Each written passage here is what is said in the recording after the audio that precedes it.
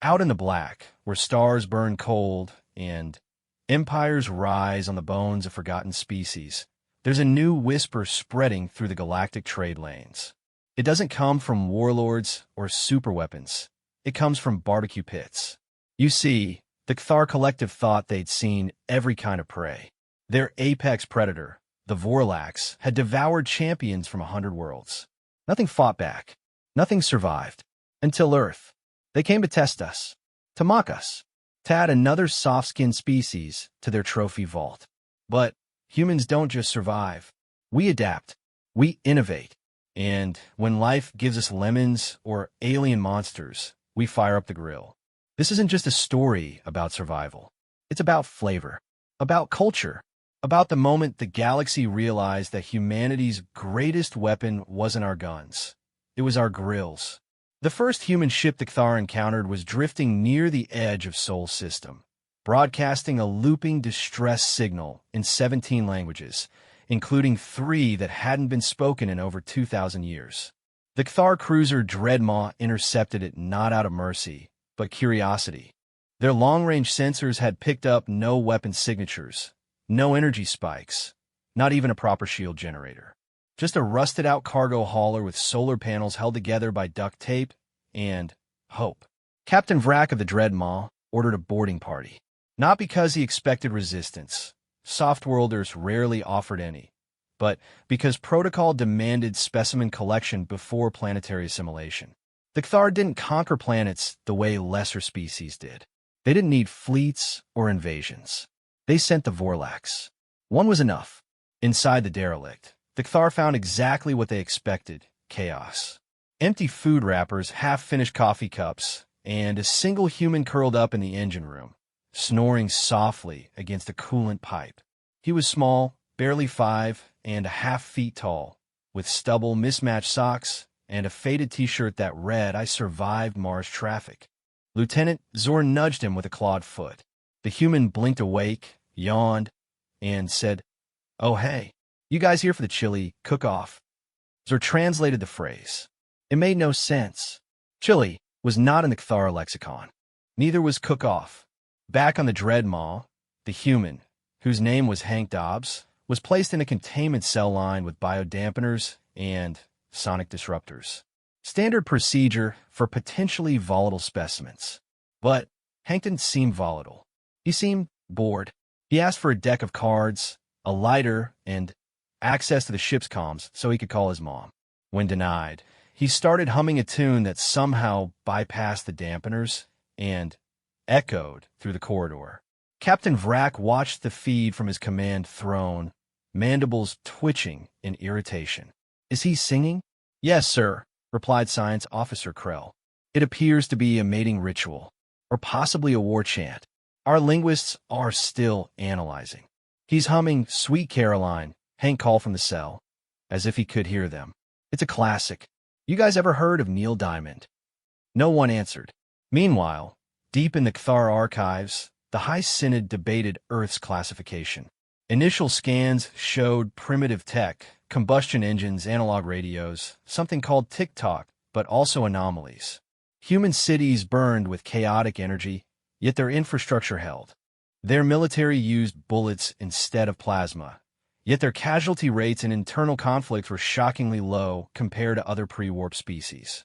Most baffling of all, their art. Murals of smiling faces. Songs about heartbreak. Recipes passed down for generations. "What do they want?" asked Eldermock, stroking his obsidian carapace. "Survival, like all species," said Archon Vex. "No, Gauntermok. They want more. They build things that serve no purpose but joy. That is dangerous." And so the decision was made. Send the Vorlax. Let land on Earth. Let hunt. Let feast.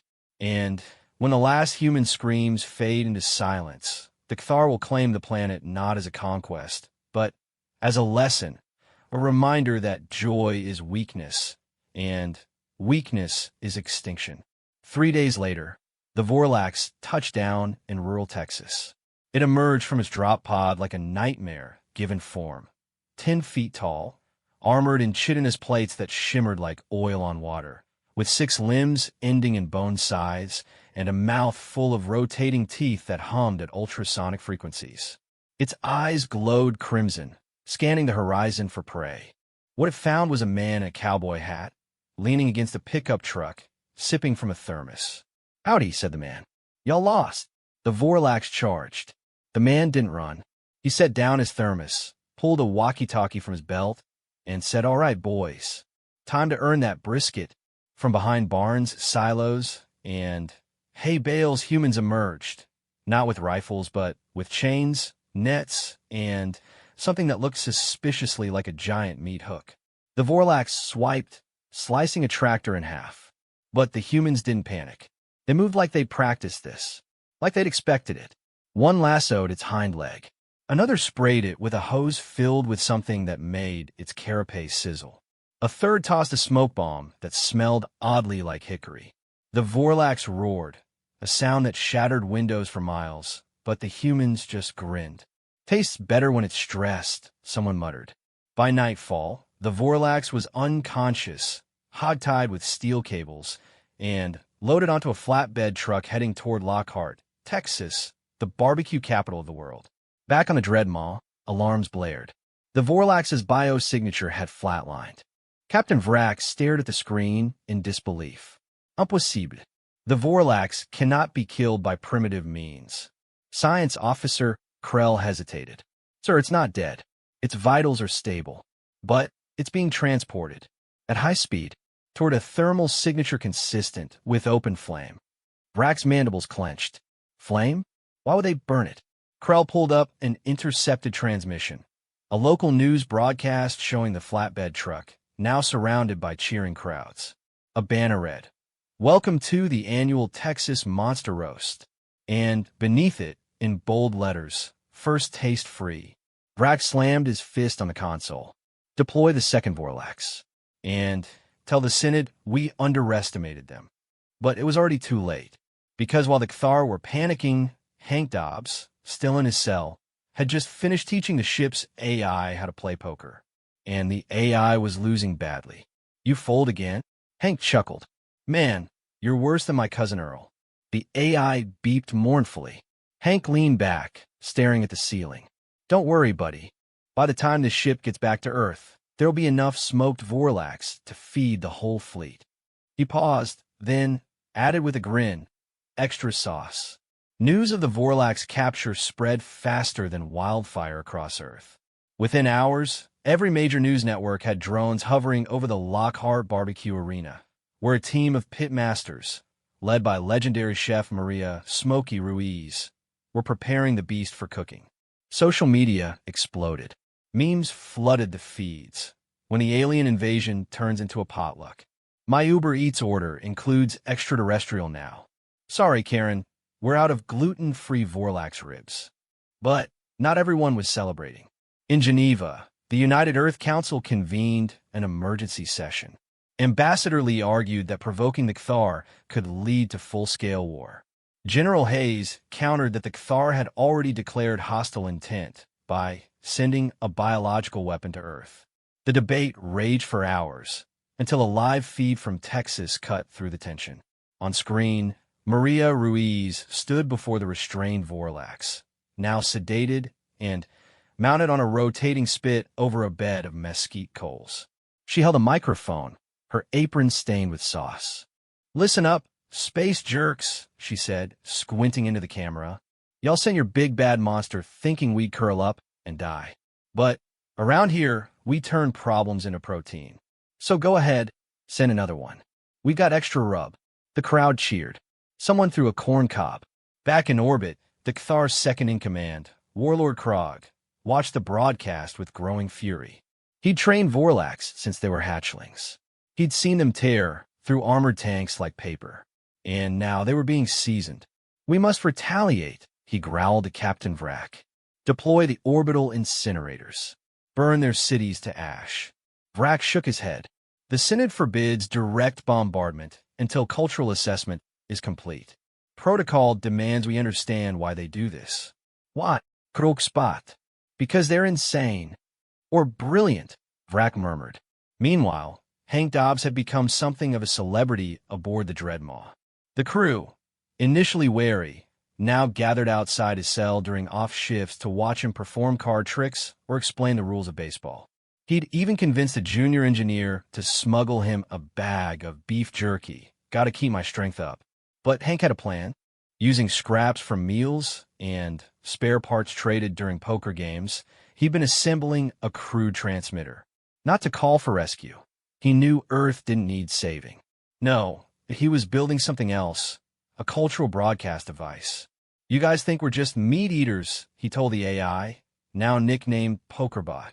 But we're storytellers, cooks, artists. We don't just kill, we transform. On Earth, the cooking process entered its critical phase.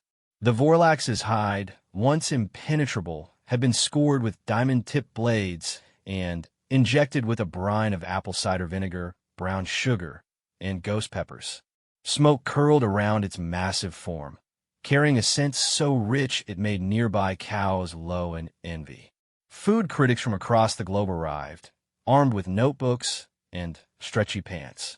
Among them was Dr. Elias Finch, xenogastronomist and author of Eating the Unknown, a culinary history of first contact. This isn't just cooking, he told his livestream audience. It's diplomacy. By preparing the Vorlax with care, with respect, even affection, we're sending a message. We see your power, and we choose to honor it by making it delicious. At midnight, the first slice was served. The meat was tender, smoky, with a faint metallic aftertaste that somehow complemented the spice rub. People wept. One man proposed to his girlfriend between bites. A food blogger fainted and had to be revived with a splash of barbecue sauce. Across the galaxy, intercepted data packets containing footage of the feast reached dozens of alien civilizations. On the methane plains of Xylos 7, the grazers paused their eternal migration to watch. In the crystalline towers of Lumina Prime, philosophers debated whether consumption could be an act of reverence. And on the Cthar homeworld, Elder Mock watched in silence. They didn't fear it, he whispered. They celebrated it. His aide shifted nervously. Shall I order the third Vorlax deployed, Elder? Mock raised a claw. No, send observers. Disguised. I want to know how a species that eats its enemies can also build symphonies. Back in Texas, Maria Ruiz received a strange visitor. A figure cloaked in gray robes approached her booth, holding a small vial. I am from the Galactic Culinary Guild, the figure said in accented English. We have never seen anything like this. May I taste? Maria handed him a rib. He took a bite and froze. Tears welled in his multifaceted eyes. In 10,000 years, he said hoarsely, no species has turned death into joy. He bowed deeply, then vanished into the crowd. Unseen, two Cthar spies, disguised using stolen human skin suits, poorly, watched from a nearby food truck. One gagged on a jalapeno popper. The other tried to pay with a credit chit made of bone. They're insane, the first spy muttered. But their food is good, the second admitted, licking sauce off his fake fingers. On the Dreadmaw, Hank finished his transmitter. With PokerBot's help, he hijacked the ship's external comms and beamed a single file into deep space. A 10-hour loop of Bob Ross painting happy little trees, interspersed with clips of Julia Child laughing while flipping omelets. Let him wonder, Hank said, leaning back. Let him think we're harmless artists who just happen to grill monsters. Captain Vrack, monitoring the broadcast, frowned. What is this happy little cloud's nonsense? Science Officer Krell adjusted his visor. Sir, I think it's psychological warfare. Vrack sighed. Then we must respond in kind. He ordered the ship's chefs. Yes, the Cthar had chefs to prepare a traditional dish, live grubs marinated in acid bile. They beamed it to Earth as a gift. The response came instantly. A video appeared online. Hank Dobbs, now wearing a Cthar ceremonial robe, stolen from the captain's quarters, sitting at a picnic table, eating the grubs with a side of ranch dressing. These are kinda chewy, he said, crunching loudly. But hey, when in Rome, right? He washed it down with a beer and winked at the camera. The Cthar morale plummeted. Because for the first time in their history, they weren't feared. They were mocked. And worse, they were hungry. The Cathar spies, embedded in Texas, quickly discovered that human society operated on principles utterly alien to their rigid hierarchy. There were no central commands, no obedience protocols, just a chaotic web of individuals doing whatever they pleased, so long as they didn't step on each other's lawns, unless it was to borrow a cup of sugar. One spy, codenamed Gray 7, attempted to infiltrate a local PDA meeting, believing it to be a covert war council. Instead, he spent 2 hours listening to debates about whether the school mascot should be a tiger or a taco. He left confused, clutching a flyer for Taco Tuesday fundraiser. His partner, Gray 9, tried to hack into a Wi-Fi network to access military secrets. He accidentally joined a Zoom call for a knitting circle. An elderly woman named Gladys taught him how to make a scarf. He cried when she complimented his tension. Meanwhile, the success of the Vorlax roast sparked a culinary revolution across Earth. Restaurants began offering alien-inspired dishes, though most were just tofu dyed green. But in secret labs, real breakthroughs occurred. Scientists discovered that Vorlax muscle tissue regenerated rapidly when exposed to smoke compounds, leading to potential medical applications. Chefs experimented with pairing its meat with blue cheese and dark chocolate, creating flavor profiles that rewired human taste receptors. But the true turning point came when Maria Ruiz received a message, not from Earth but from deep space. It was a recipe, encoded in neutrino pulses. The file contained instructions for preparing a dish called Starlight Braise, used by the extinct Zenthari to honor fallen warriors. The ingredients included comet ice, nebula moss, and the tears of a sentient gas giant. Attached was a note. You taught us that death can be beautiful. Now, let us teach you that life can be shared. Maria didn't know who sent it, but she posted it online anyway. Within days, amateur cooks worldwide were attempting to recreate it using dry ice, kale, and bottled rainwater. None succeeded, but the gesture rippled outward.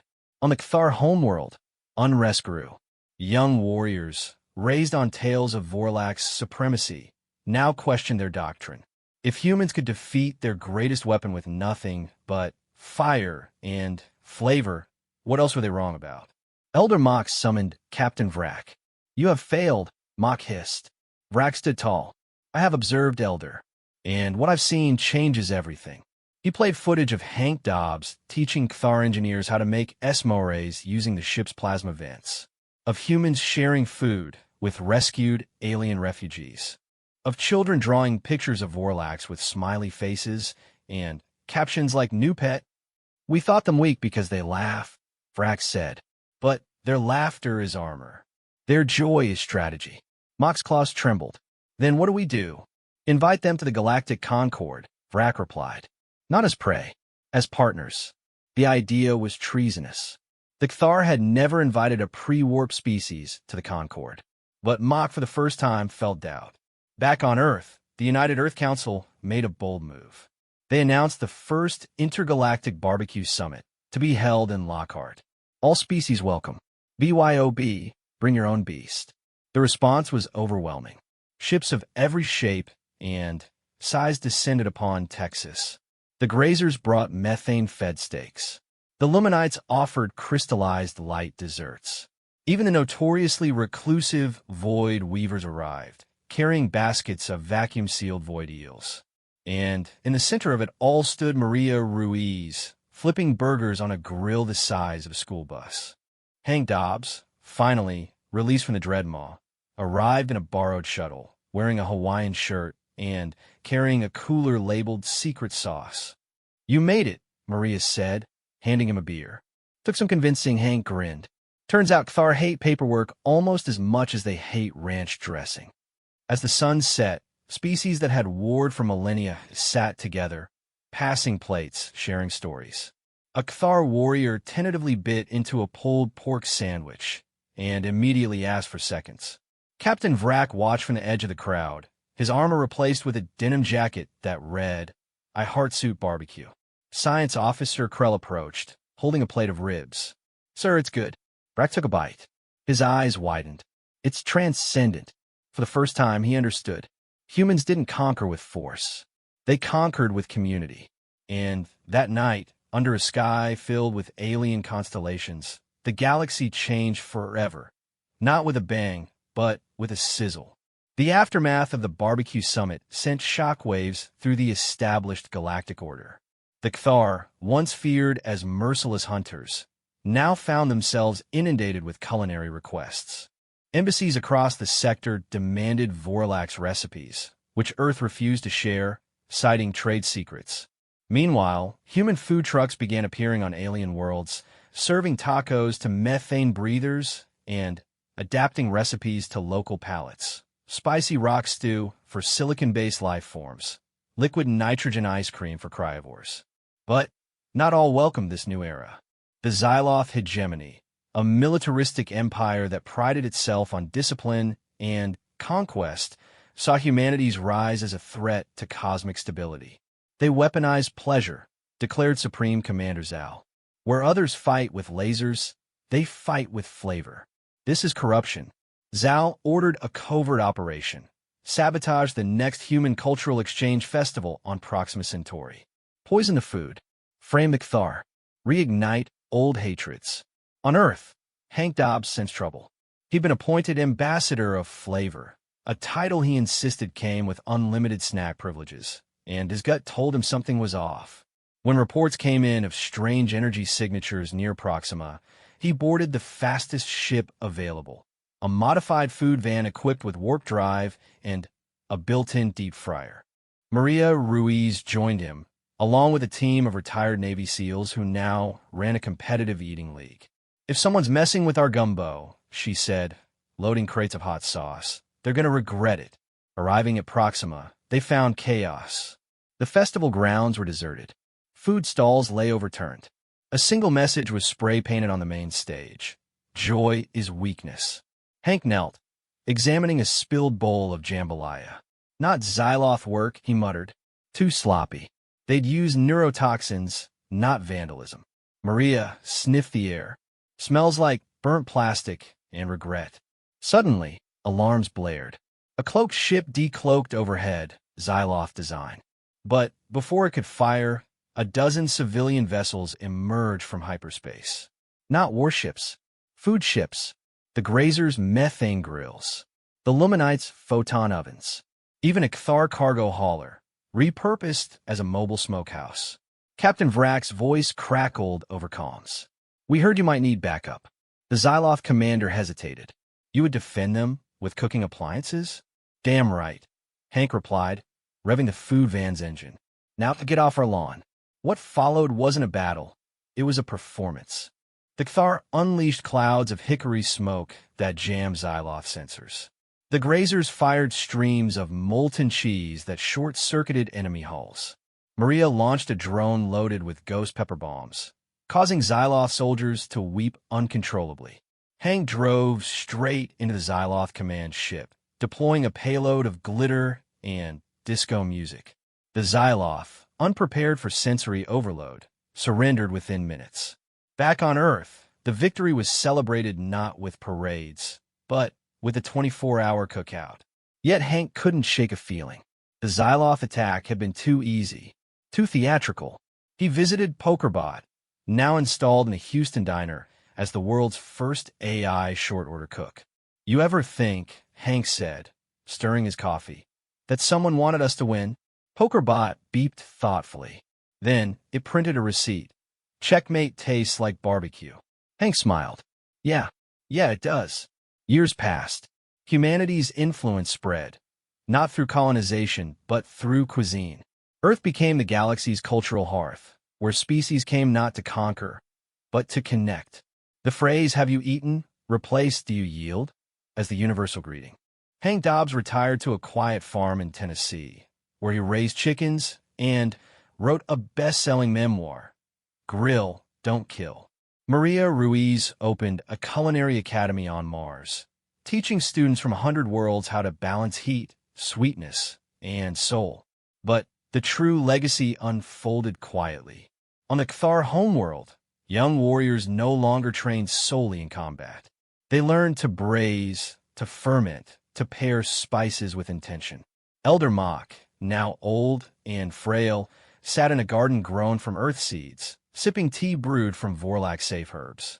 One day, a child approached him, holding a skewer of grill grubs. "Grandfather," the child asked, "why do we cook now?" Mock smiled. "Because fire doesn't just destroy, it transforms. And in transformation, we find each other." Far away, on a newly terraformed moon, a group of former enemies, Xyloth Cthar grazers, sat around a campfire, passing a single pot of stew. No one spoke. They didn't need to. The taste said it all. And somewhere in the void, a lone human food truck drifted, its sign flickering, open 24/7. All species welcome. Cash, credits, or stories accepted. Inside, Hank Dobbs flipped a burger, humming Sweet Caroline, as the stars burned bright above.